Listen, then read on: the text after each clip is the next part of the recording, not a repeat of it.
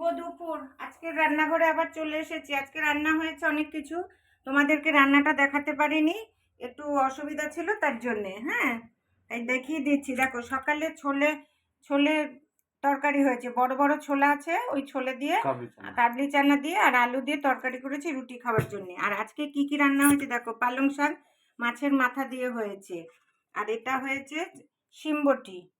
আজকে নারকোল দিয়ে সর্ষে বাটা দিয়ে লঙ্কা বাটা দিয়ে রান্না করেছি।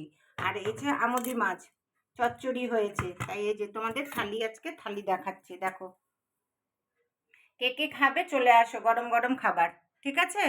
আজকে অল্প একটুর জন্য ওই কর্তাকে নিয়ে ডাক্তারখানায় গেছিলাম প্রেশার মাপাতি করতে, দেখাতে, এই জন্য দেরি হয়ে গেছে। এই জন্য আর রান্নার দিকে তোমাদেরকে দেখাইনি। সকালে ঠাকুর দেওয়া হয়ে গেছে, স্নান হয়ে গেছে, সব কাজ। আর আমার কর্তাকে আবার একজন লোটে মাছ দিয়েছে, এই যে লোটে মাছটা আবার ভেজে ওই বড়ার মতন ভেজে দিয়েছি।